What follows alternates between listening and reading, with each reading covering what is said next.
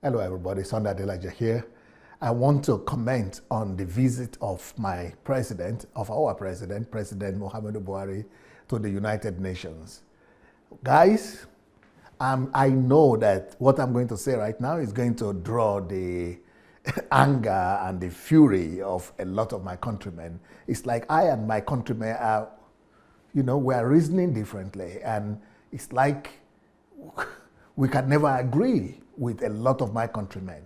When I see the comments and the commentaries that are being, spoken about the visit and the speech of the president in the United Nations, I'm heartbroken. I'm alarmed, as if these people were not even listening to this president, to this man.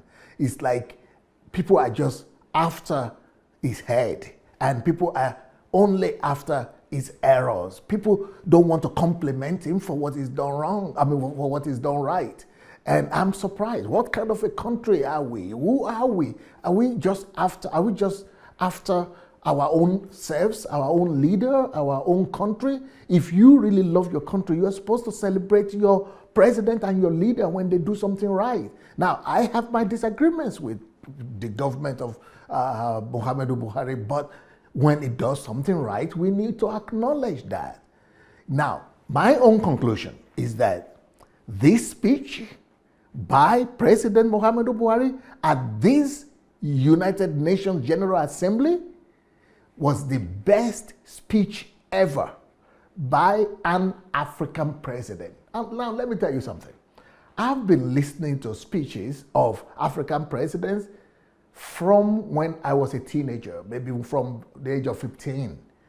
I started listening to the speech of Nigerian presidents in UN General Assembly from the time of President Shehu Shagari. And because I remember there was a big argument between Shehu Shagari and Obafemi Awolowo, and Awolowo was criticizing what Shagari was saying, and what he was supposed to say. So I took interest because of that. I wanted to say, what are these people really talking about? That was when I started listening. And I've listened to Shagari, I listened to Buhari first time, I listened to Babangida, I've listened to Obasanjo, I've listened to all our leaders visiting General Assembly of United Nations to speak. But this one, and I've listened to Buhari himself a few times, but this time, my president, I'm proud of you. But the job is not over yet. And I must give my own little contribution to there must be a follow-up to this speech. And for people who are just saying, I've lost my mind, and what is he saying? Some guys will say he's a Yoruba guy that is just supporting anything Buhari does. He's a Buharist. No, it's not because I'm a Buharist. It's just because I am objective. And my only allegiance is to the truth. And now, I will show you, don't believe my word, right? But let me show you what makes this speech the best speech by an African president. I'm going to show you. Don't be in a hurry. You will hear yourself, and probably you will agree with me, especially if you are going to be very analytical. Now, he mentioned something, and I try to listen to all the commentaries on Nigerian television and in the newspapers, the major newspapers. No one mentioned this. Broke my heart. No one. I've not seen it. Maybe if you are, when I say it now and you see it somewhere, send me the link. Maybe I missed it. But I've not seen anybody mention the most important thing that President Buhari spoke about. His greatest contribution, his greatest idea, his greatest selling point, the bullet point of his message, nobody is noticing it. So what is it? What is the point that President Buhari made that must be followed up, that we must work for its execution? Now, what he said is this. President Buhari said, in the world that we are in right now, we have a lot of threats and a lot of danger. Everybody is talking about Boko Haram or ISIS or Islamic fundamentalists and all kind of danger. We have terrorism, mass shooting, regional conflicts, war. But Muhammadu Buhari came this time and said, you know, guys, there is a core reason for all that. Especially when those threats are coming from developing worlds. He said the core reason for all these threats that we are all talking about, for all this danger to our civilization, is one thing. And that thing is poverty and exclusion. Ooh. President Buhari, I could kiss you. Here in Europe, we could kiss people like that. Mwah! He nailed it. Poverty and exclusion. Why is it that people are dying in Libya? Why is it that people are dying and sinking in Mediterranean Sea? Because of exclusion. Do you know that right now Europe has taken the decision, especially the Italian government, that even humanitarian organizations should not rescue people who are drowning in the Mediterranean Sea? They should not be rescued. And if you are rescued, you are going to jail if you rescue them. Anybody who saves and rescues those people is going to... Now, that is protectionism. Somebody who says it's protectionism, they need to protect themselves. No, they are building a wall. They want to lock out the developing world. They are locking out Africa, Asia, and Trump is locking out Mexico, Latin America. Everybody is locking us out, guys. We are a nuisance to the world. That is what the developing world are telling us. That is what Europe is telling us. That is what America is telling the world, Latin America and Mexico. Is that Trump is building his walls? Exclusion. And we all say, oh, we live in a global world. We are all citizens of the world. But that's just talk. Who came about the idea of borders? It is the rich countries to lock out the poor countries. It is the privileged people of this world to lock out the underprivileged people. That's how people came out with the borders, with passports. Do you think God created passports? Visas? No, it is the rich that are trying to protect themselves from the less privileged. Guys, it's supposed to be the opposite. The rich and wealthy, the strong and mighty, are supposed to be the ones lending a hand to the weakest of all. But in our world today, they want to even reduce the population of the world, wipe out the weak and the poor. President Buhari got it right. And for once, Nigerian journalists and journalism in general and media could not even acknowledge this. But even though I'm saying this, yet this is not the most important thing that Muhammad Buhari said. There's something that the solution that he came with, the solution that this man, I don't know who his advisors were and who he reasoned together with, who made the speech for him or whoever gave him that speech, or maybe he himself did, they deserve a national recognition. What I just told you, the most important thing he said, but that is not even the greatest thing in this speech. The greatest thing in his speech is the solution to poverty and exclusion. And this is what makes it and qualifies it as the greatest speech by an African, not just Nigerian, by an African leader ever in the history of United Nations. Let me tell you the solution that President Buhari came up with.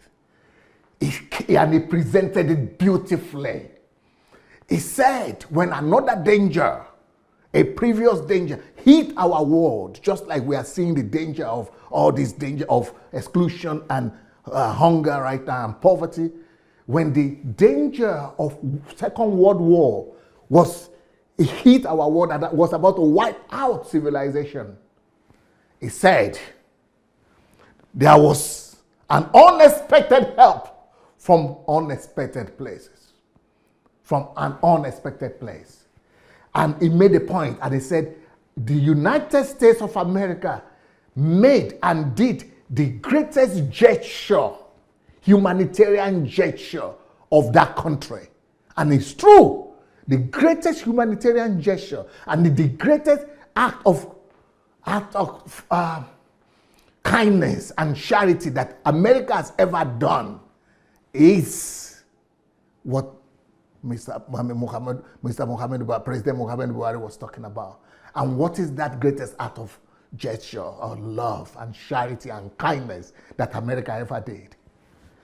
And he reminded them, he was reminding the whole world, and these are educated people, these are diplomats, they know what he was talking about. But it's like in my country, in his country, people don't even know what he was talking about. But Muhammadu Buhari came up with that solution and used their history, the history of the world, to nail his point. He said, when this danger of Second World War was about to wipe out the world, and everybody was impoverished as well, like now we are impoverished. Europe was impoverished.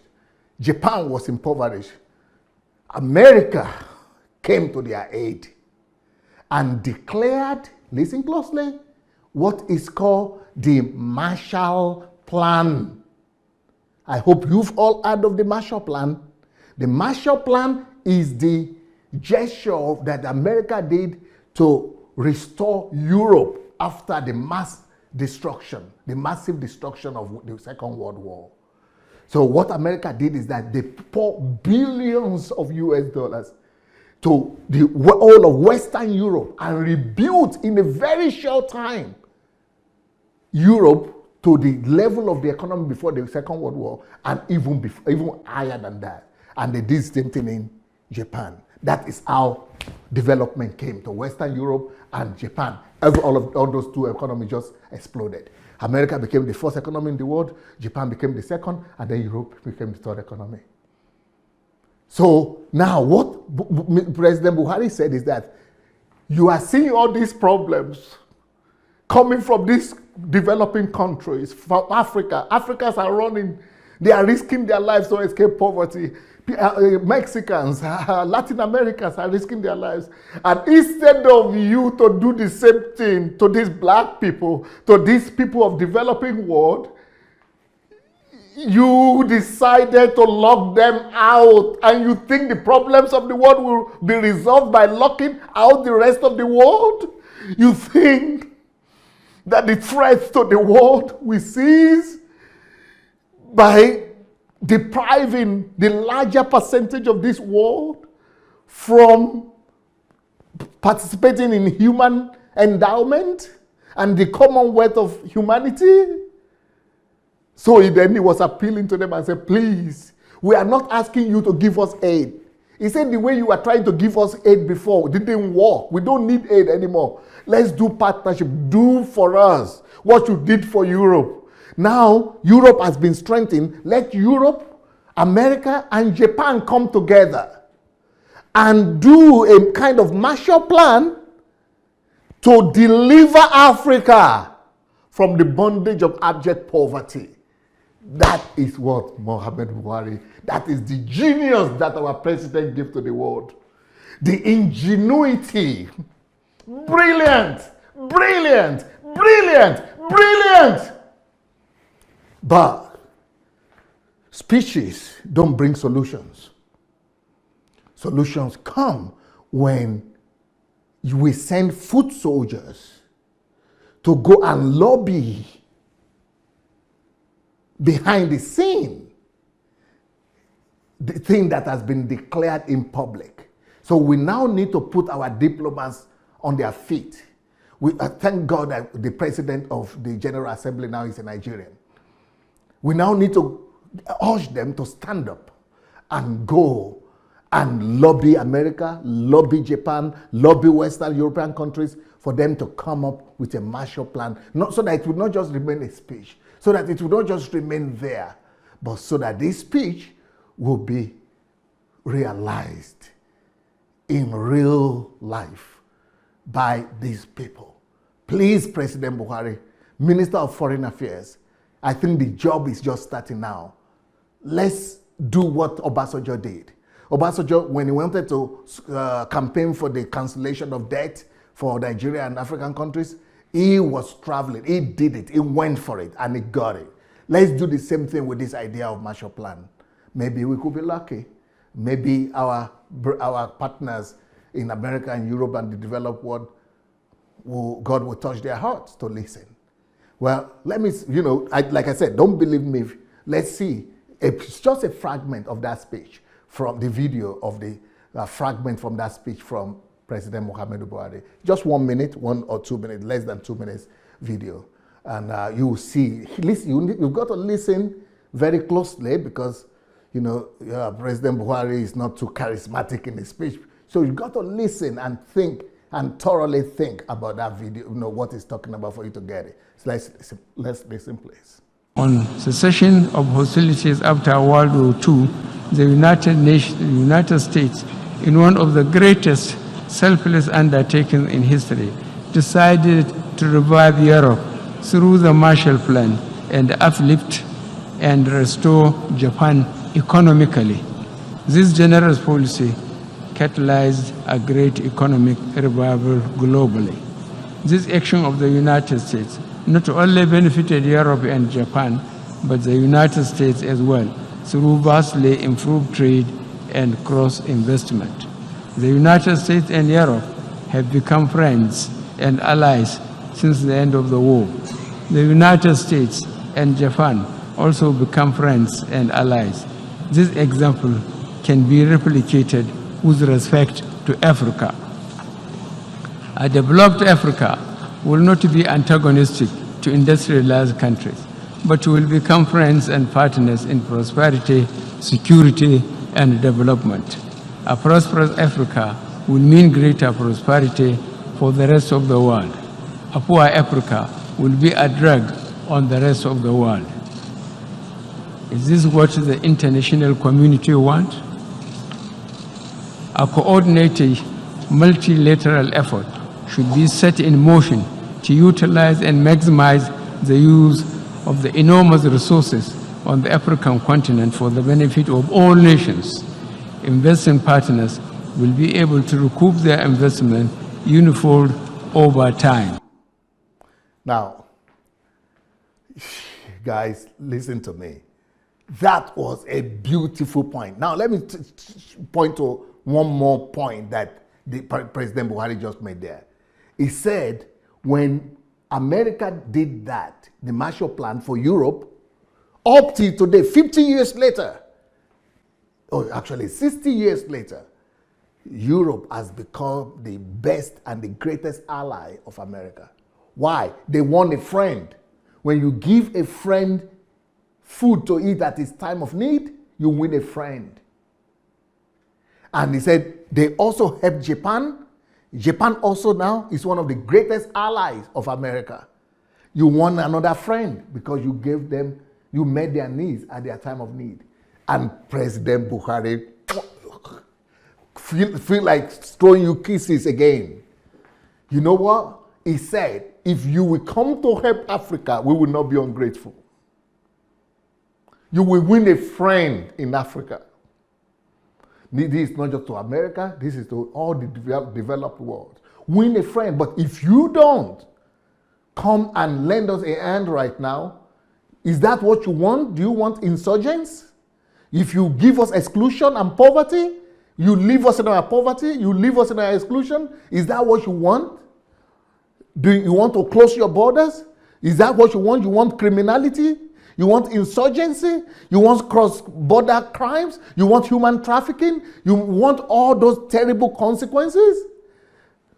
That is, those terrible consequences draw their inspiration from poverty and exclusion.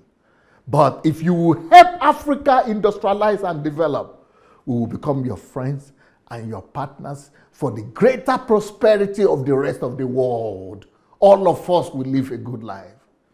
So he says poverty remains our greatest threat and challenge for all of us. Please don't exclude us in our poverty. Lend us a hand like you did for Europe and America. and Japan. Let now Japan and America and Europe come together to help eradicate all this evil of poverty and of exclusion, the walls that you are building. Let us become friends. So I wonder why my country media, mass media, journalists, commentators have not noticed this brilliant job that our president just did for us. He's made us proud. And I think this video needs to be circulated all over the world. And we need to show it to our children, to our diasporans, to our people in university, to our students. People need to study this video and give the kudos where it belongs. President Muhammadu Buhari, I've been criticizing you a lot and your policies of late, and I have a lot more criticism to come, but this one, I give it to you. Thank you, sir. You made us proud for the love of God, church, and nation. Peace. Thank you so much for watching our videos. Now, we need to spread this word, and we need to do it together. For that to happen, we need your help. Just 5 little steps that you could help us to spread the word. Number one thing we need you to do is to like the videos. Please go like this video right now. Number 2, if you have not yet subscribed to our channel, please go ahead and subscribe to the channel. Number 3, we need you to press and click on that notification bell. You see the bell? Go press on it. And number 4, we need you to go comment. Write your comment, good or bad, just write what you feel. Number 5, share on every platform. Share on Instagram, share on Facebook. Just share and spread the word. Thank you so much.